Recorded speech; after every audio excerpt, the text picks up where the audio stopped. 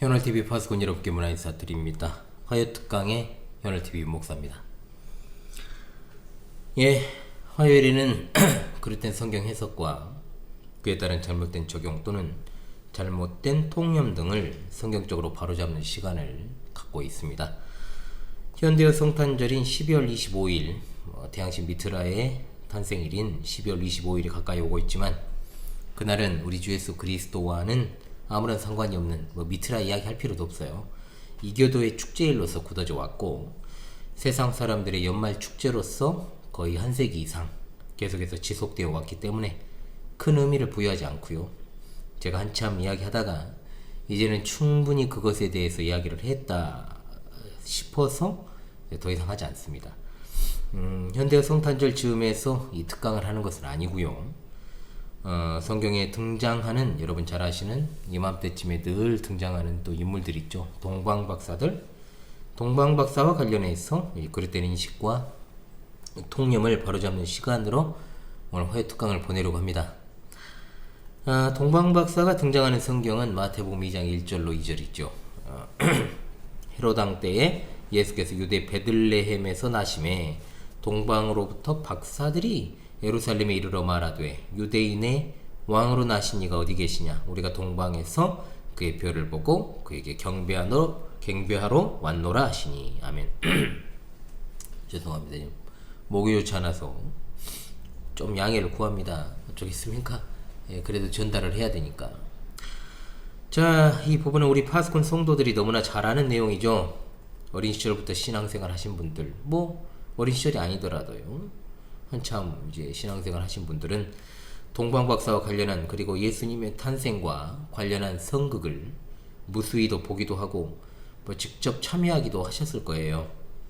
저도 동방박사 역을 맡아서 성극에 참여한 적도 있고 청년 때는 성극 연출을 맡기도 했죠. 제가 저도 연기에는 일가견이 좀 있었어요. 자, 그러나 우리가 이 동방, 즉 동쪽에서 온 이 동방박사와 관련해서 아주 잘못 알고 있는 것들이 몇 가지가 있습니다.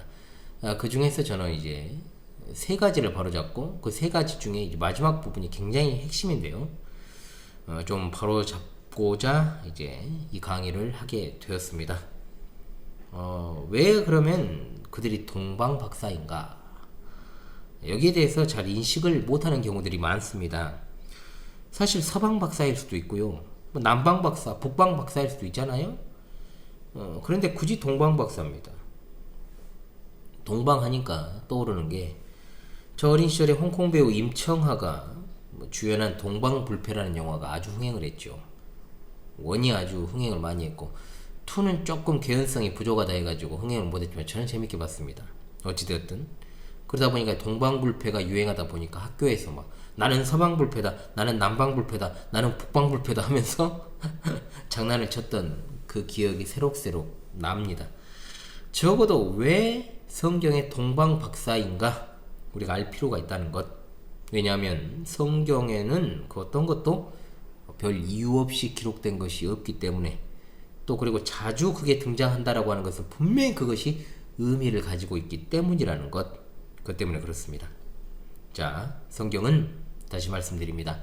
성삼위일체 하나님의 구원의 작정과 섭리사입니다. 그것을 생각하면서 이 부분 바르게 우리가 상고하는 것이 굉장히 중요하겠죠. 자, 동방, 즉 동쪽이라는 개념을 생각하기에 앞서서 잘못된 통념 첫 번째를 지적하겠습니다. 뭐냐? 동방에서 온 박사들이 세 사람이라고 하는 고정관념이 있습니다. 진짜 동방에서 온 박사들이 세 사람입니까, 여러분? 방금 제가 읽어드렸던 마태복음 2장 1절로 2절에 동방에서 온 박사들이 세 사람이라고 나옵니까? 안 나옵니다. 그냥 그들의 출처가 동방으로부터다 라고 되어 있지 세 사람이라고 안 나온다는 겁니다. 그러면 왜 도대체 세 사람이라는 견해가 이렇게 관념적으로 굳어져 버렸을까요? 바로 로마교에 의해서입니다. 로마교 전통입니다. 로마교는 전설을 굉장히 중요시 하잖아요. 자, 이교도 집단이고 사탄의 회죠.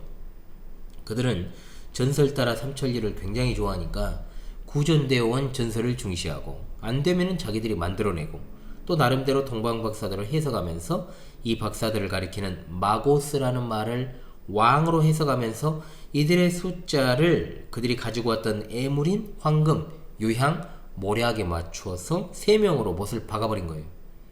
심지어 이 세 사람의 이름도 7세기 무렵에 확정됩니다.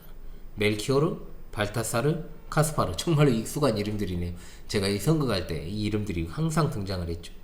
그리고 소설을 통해 유명해진 4번째 동방박사 아르타반도 있습니다. 제가 이 아르타반도 또 역할을 맡았던 적도 있었는데요. 원래는 같이 가려고 했다가 이 세 사람하고 도중에 늦어져 가지고 3명이 떠난 뒤 도착했다는 전설이죠. 이야기죠. 그냥 늦은 게 아니에요. 33년이 늦어요. 그러니까 그가 돌아온 날 예수님이 십자가에서 돌아가신 날입니다. 참 웃기죠. 못 만나요? 그날 자기도 죽어요. 소설이죠. 엄청난 소설이죠. 그런데 선극으로 만들어서 교회들이 연출하고 자빠져 있죠. 저도 그 중에 한 사람이었고, 저도 할 말은 없습니다. 사실은 이것에 대해서. 군대 갔다 와가지고 아무 생각 없이 그런 짓을 했으니까. 어찌되었든 동방박사가 세 사람이란 증거는 아무것도 없습니다. 칼빈 선생은 말하기를 로마 교도들이 황금, 유향, 모략에 착안해서 그 숫자를 셋으로 확정한 것은 아주 유치한 실수이고, 고대 교부였던 크리소스톰은 14명이라고 또 주장을 해요. 역시나 신빙성이 없다고 했습니다. 12명이라는 기록도 있어요. 심지어 동방박사들이 그리스도를 경배한 날을 기념해가지고 매년 1월 6일을 주연절로 지키는데 웃겨버린 일이죠, 진짜로. 자, 우리는 성경을 통해서 분명히 말합니다. 동방에서 온 이 박사라는 사람들이 몇 명인지 알 길이 없다는 것. 성경이 침묵하는 것은 그것이 중요하지 않기 때문입니다. 그런데 꼭 성경에 더하는 것들이 있죠.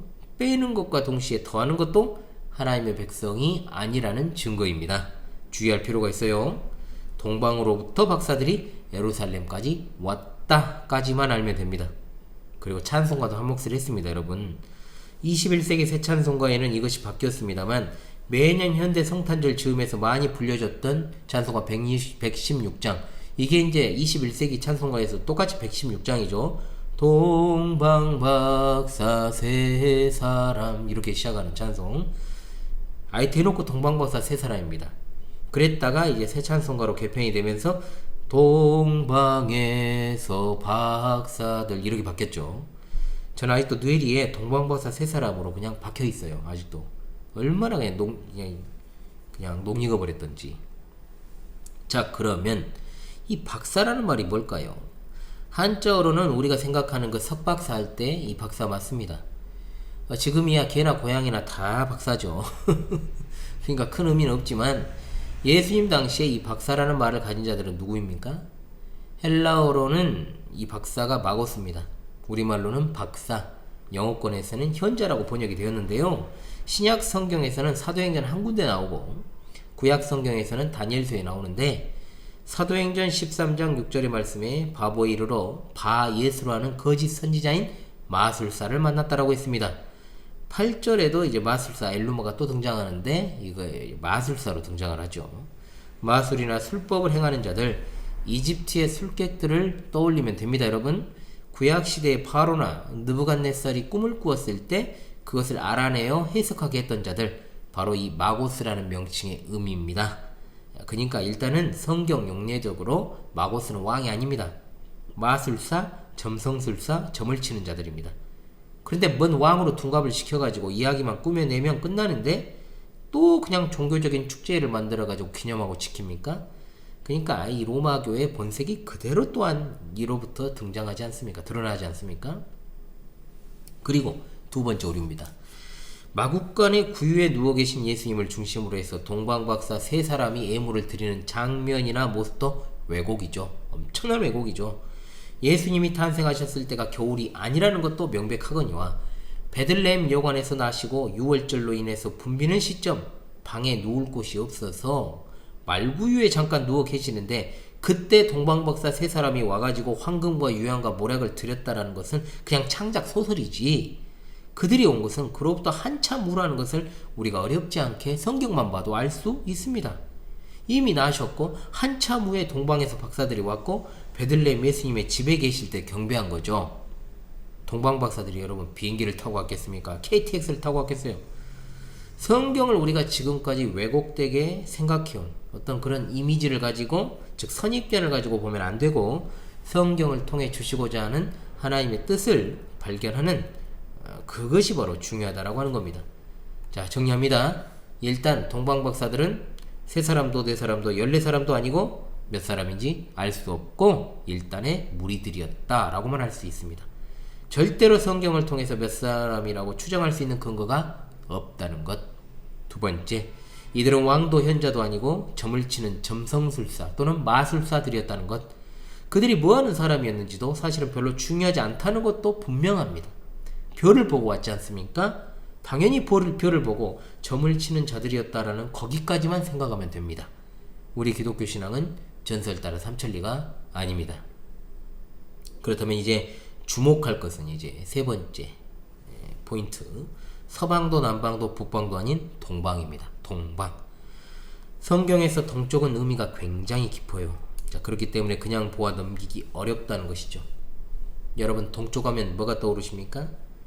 자, 제임스 딘의 주연 에덴의 동쪽을 생각했다면 정말 옛날 사람이고요. 송승헌, 연정훈이 주연했던 에덴의 동쪽 드라마를 생각했다면 그 다음이고요. 자, 창세기의 말씀을 떠올렸다? 아주 신실한 성도입니다. 일단은 에덴 동산은 동쪽에 있었다라고 창세기 2장 8절에 나오죠. 동방은 에덴이 위치한 곳, 에덴은 그 지역의 이름, 분명하죠. 자, 창세기 3장을 통해서 에덴 동산의 출입구도 동쪽입니다. 24절에 이같이 하나님이 그 사람을 쫓아내시고 에덴 동산 동쪽에 그룹들과 두루 도는 불칼을 두어 생명나무의 길을 지키게 하시니라. 이 말씀은 아담과 하와가 에덴 동산에서 쫓겨날 때 에덴 동산의 동쪽에 있는 출입문을 통해 내쫓겼다라고 볼 수 있는 거죠.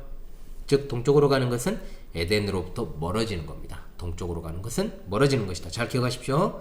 그렇다면 동쪽에서 서쪽으로 오는 것은 당연히 에덴 동산과 가까워지는 것을 의미하겠죠. 에덴의 동쪽이라는 영화나 드라마는 에덴에서 추방된 것을 의미하는 것으로 사용된 것이 분명합니다. 자, 그 다음에 나오는 동쪽은 무엇입니까? 가인과 관련한 거예요. 가인이 동생 아벨을 죽이고 쫓겨납니다. 더 동쪽으로 가요. 더 동쪽으로. 그러니까 에덴에서 더 멀어집니다. 그가 여호와 앞을 떠나서 에덴 동쪽 놋 땅에 거주했다라고 4장 16절에 나오죠. 가인의 후손들은 하나같이 하나님과는 상관없이 살아갑니다. 그러면서 세상에서는 아주 유능한 자들로 등장을 하잖아요. 4장을 보세요. 그리고 훨씬 후에 이제 바벨탑 사건이 등장하죠. 또 동쪽이 나와요. 창세기 11장 2절의 말씀에 이에 그들이 동방으로 옮기다가 신할 평지를 만나 거기 거류하며 라고 되어 있습니다. 거기 거류하면서 그들이 뭔 짓거리 합니까? 하나님께 반역하는 가장 확실한 도구인 바벨탑을 쌓게 됩니다. 하나님으로부터 계속 점점 멀어지는 자들의 결론이 뭐였다? 바벨탑이었다는 거죠. 역시나 계속해서 동쪽으로 더 갔습니다. 이 정도로 동쪽이 나오면 당연히 생각해야 될 것이 뭡니까? 성경의 용례로 동쪽으로 가면 갈수록 하나님을 떠나는 것이고, 동쪽에서 돌아오는 것은 하나님을 향해 돌아오는 것이죠. 거기서 그치지 않습니다. 이후에 이스라엘 백성들이 하나님께서 정하신 식양대로 성막을 짓고 그 성막을 중심에서 가나안 땅으로 들어가잖아요. 그런데 동쪽은 더 정확하게 그 의미를 드러냅니다. 여기서 성막과 성전은 하나님 나라의 모형입니다. 모델하우스입니다. 제가 늘 그 말씀을 드리지 않습니까? 이스라엘의 진행 방향은 우리가 생각하는 것처럼 남쪽에서 북쪽으로 북진하는 게 아닙니다. 동에서 서로 진행해서 들어가는 방식을 취합니다.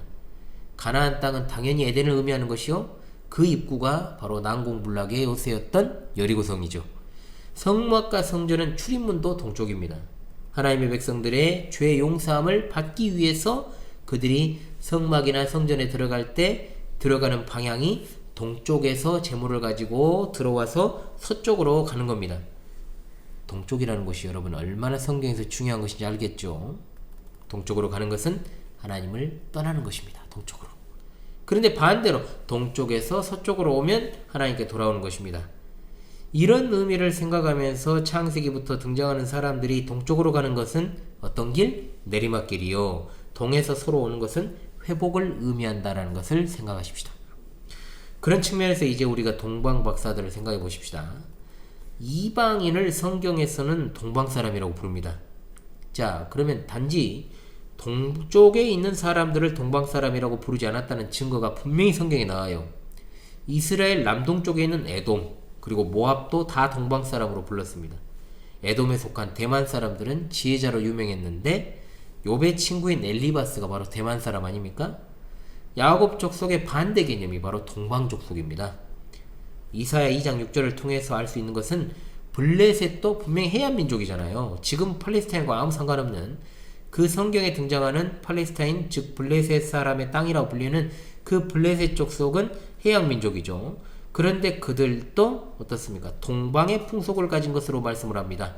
동방 족속, 동방 사람이라는 말은 이스라엘이 아닌 이방인을 가리키는 말로 사용되었습니다. 세상이라는 의미로 사용되는 바다라는 말도 동방과 같은 의미를 가지고 있고 지구촌이나 전 세계를 가리키는 열국이라는 말도 이사야 41장 2절을 통해서 동방과 같은 의미로 사용되었습니다. 에스겔서를 통해서도 우상 숭배하는 자들이 8장 16절에서 성전을 등지고 동쪽으로 얼굴을 향해 동쪽 태양에 예배했다라고 나오지 않습니까? 동방은 곧 이방을 가리키는 것이요 동쪽으로 가는 것은 하나님을 떠나는 것이며 동쪽을 향하는 것은 하나님을 등지는 것입니다. 동쪽에서 오는 것은 하나님의 백성이 되기 위해 돌아오는 이방인들을 가리키는 것입니다. 분명하죠. 그뿐 아니라 선지서에서는 자주 하나님을 떠난 열국으로 묘사되는 세계가 이방 세계가 하나님께로 돌아오는 장면을 묘사합니다. 하나같이 어디서 옵니까? 동방에서 오는 것입니다. 이사야 43장 5절의 말씀 두려워하지 말라 내가 너와 함께하여 내 자손을 동쪽에서부터 오게 하며 서쪽에서부터 너를 모을 것이다. 46장 11절의 말씀입니다. 내가 동쪽에서 사나운 날짐승을 부르며 먼 나라에서 나의 뜻을 이룰 사람을 부를 것이라 내가 말하였은즉 반드시 이룰 것이요 계획하였은즉 반드시 시행하리라. 여러분 에스겔 하면은 성전 환상으로 유명하잖아요. 이 성전 환상에서도 아시다시피 물이 바다 덮음같이 세계를 덮는 물의 발원지는 바로 성전 동쪽 출입문입니다. 에스겔 47장 1절의 말씀 그가 나를 데리고 성전 문에 이르시니 성전의 앞면이 동쪽을 향하였는데 그 문지방 밑에서 물이 나와 동쪽으로 흐르다가 성전 오른쪽 제단 남쪽으로 흘러내리더라. 아멘. 동쪽으로 간다. 동쪽으로부터 온다. 이 의미를 알 수 있겠죠 여러분. 성경에서 동방의 풍속을 따르고 동방 사람과 같이 행동하고 동방을 향하여 갔다. 하나님을 떠나 내리막길로 가는 인생을 뜻합니다. 반대로 동방으로부터 왔다. 하나님으로부터 벌어진 이방 족속이 하나님께 돌아오는 것을 의미합니다. 예수님께서 성육신 하셨을 때 동방에서 박사들이 와서 경배했다는 것, 그 경배도 그냥 일반적인 것이 아니라 신적인 경배를 의미하는 프로스큐네오가 사용되었다라고 하는 것은 예수 그리스도께서는 구약의 그 많은 메시아의 예언에 대한 성취가 되시는 그분이시오 바로 직접 선지자들을 보내셔서 자신을 알리셨던 바로 그분이라는 사실을 분명하게 우리에게 보여주는 겁니다. 그리스도로 인하여 동방에서 돌아오게 될 이방인들을 동방 박사들이 그대로 보여주는 겁니다. 전 세계가 예수 그리스도의 복음으로 뒤덮이고 그로 인해 돌아오게 될 이방인을 이 동방 박사들이 상징하고 있는 겁니다. 그러므로 예수 그리스도께서는 참된 에덴의 궁극적인 성취자가 되시는 것이죠. 그런데 뭔 이 동방 박사를 가지고 몇 사람이냐고 논쟁을 하고 있고 이들이 왕이니 현자니 그런 소리를 하며 뭔 본질에서 벗어난 전설 따라 삼천리 같은 그런 이야기들을 합니까?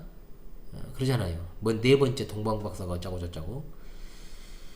잘 기억하십시다 여러분. 동방이라는 의미를 잘 새기면서 예수 그리스도의 탄생과 더불어 동방에서 박사들이 온 그 이유를 바르게 인식하면서 이 큰 구원의 은혜를 우리에게 베풀어 주신 하나님께 감사와 찬송과 영광을 돌리는 계기로 삼을 수 있기를 바랍니다. 아멘. 지금까지 화요특강의 현월TV 윤목사였습니다.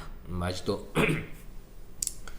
감기가 그러니까 뭐 연말까지는 다 나아가지고 여러분들 파밤에서 이제 연말에 뵙게 될 때까지는 깨끗하게 회복해가지고 여러분 또 찾아뵙도록 해야죠. 여러분 시간도 시청해주셔서 감사합니다.